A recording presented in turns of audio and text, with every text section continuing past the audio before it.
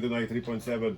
They started up show with Bruce Lucas. My name is Zubi, and I have with me in the studio our guest. This is the first time she's joining us, and her name is Chibundu Sylvia. The Chibundu has a T in front of it. Is it deliberate?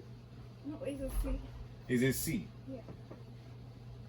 Okay, we'll have a chit chat with Toro later. Okay, but in the meantime, now, first of all, tell us, Chibundu, what do you do? Okay. I'm into winery business. Winery. Yes. As in, you plant the grapes. You. No, I don't. Okay, I you just sell. wine. Okay, Yes. okay. Because I hear it's a very specific skill to do that. Anyway, can you share with us a story about your winery business and what inspired you to start selling? Okay, it all started when I was with my mom, working under my mom. Everyone sells foodstuffs and drinks at the same time. So along the line, I had this passion whenever I would go pick up the drinks from the place where she purchased it, and I would come back to the shop. And before I know it, it sells faster than any other thing. The drinks sell Yes, faster. Yes, sells faster. And I had this love for wine, like Okay. sweet wine. And that was how I just like said, okay, fine, I need to go into this business because this is what people consume. Okay. So a lot of people drink wine. Is that what you're saying? Yes. Okay. That's good to know. So your mom is still selling?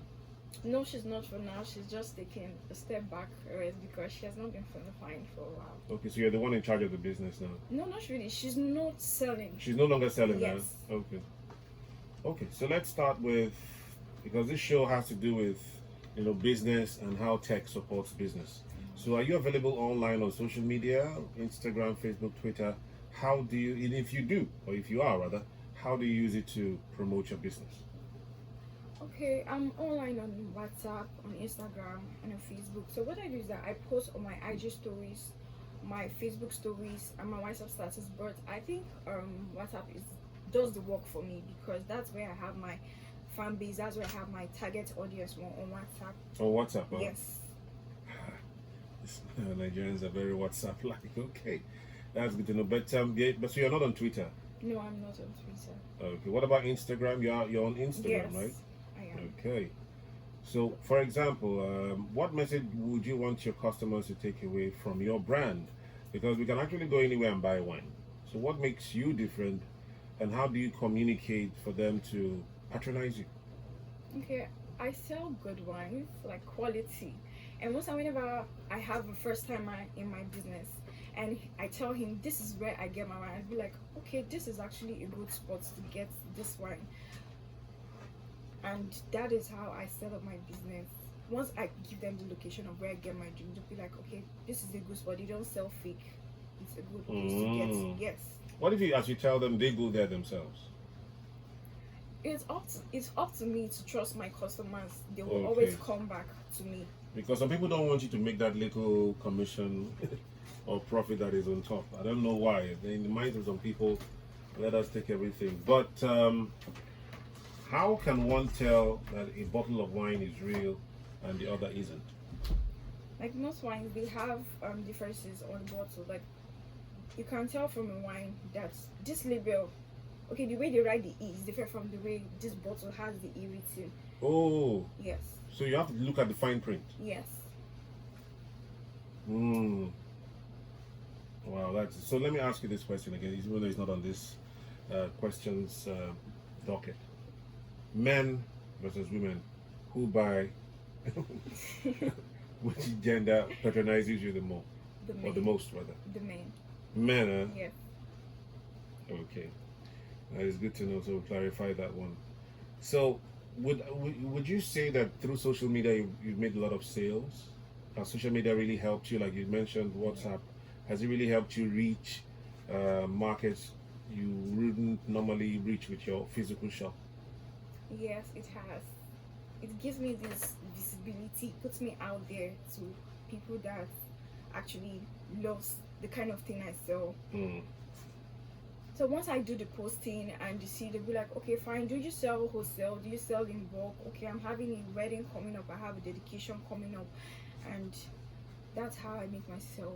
Okay, so when for example someone is buying like maybe for example 100 cartons, we're not going to call brand names now, Okay.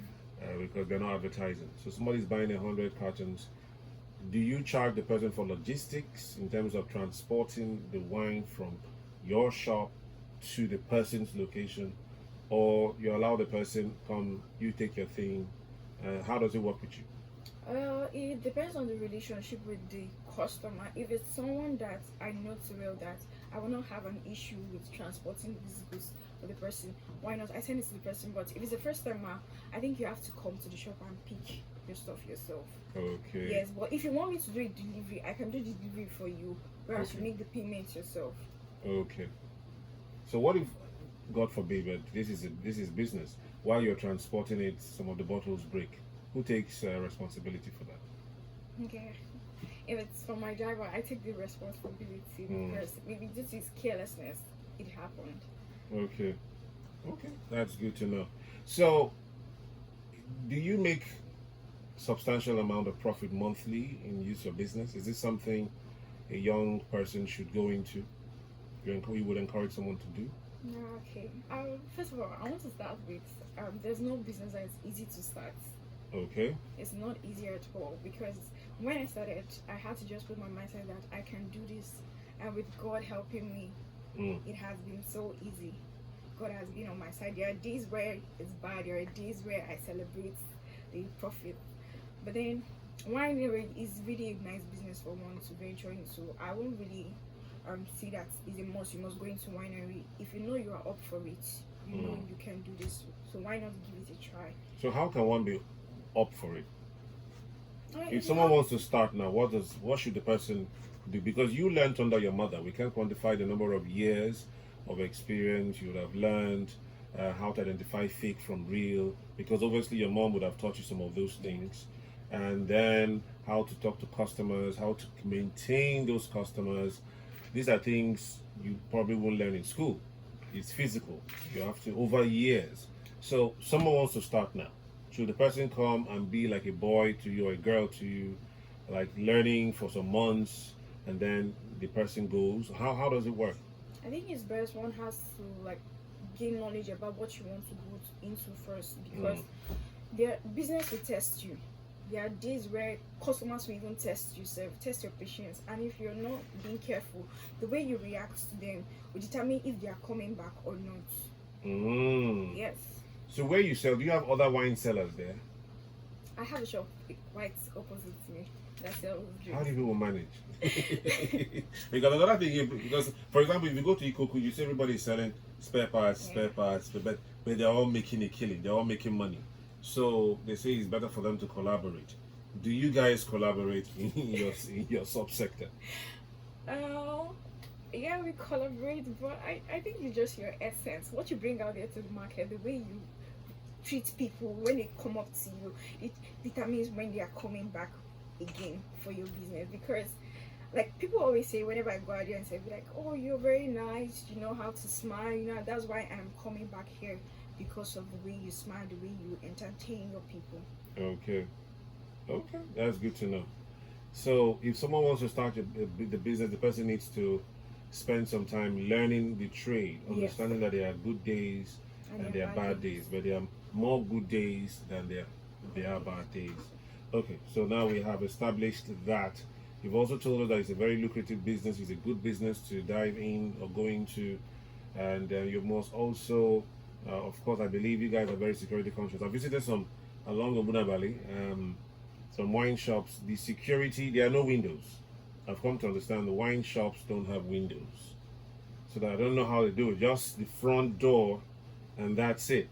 So nobody gets to break through. There's no burglary proof even at that level. In Lagos, it's much worse.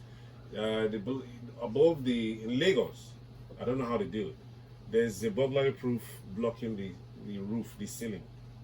Because I hear people break the roof, the ceiling, or the roofing sheet, come in and then steal and then run away. So they have to put burglary proof up like this and windows. But we've not gotten to that stage in Port Harcourt. So do you have such an arrangement in yours? Yes, I do. So if somebody wants to find you on social media, let's say Instagram, how can they reach you? Okay, my name is Laligo Services. Laligo. Yes. How do you spell it? Laligo Services. Okay. Is it acronym for something? Yes. Okay, we shouldn't dive into that. So, what about the WhatsApp number that you mentioned? It's important that people be able to get to you on WhatsApp. Okay, you can get me at 081 637 26909. Okay. Yeah. Any final words before you run away? Um, Nothing much, but I just want to put it out there that a business, for you to thrive in a business, you need God.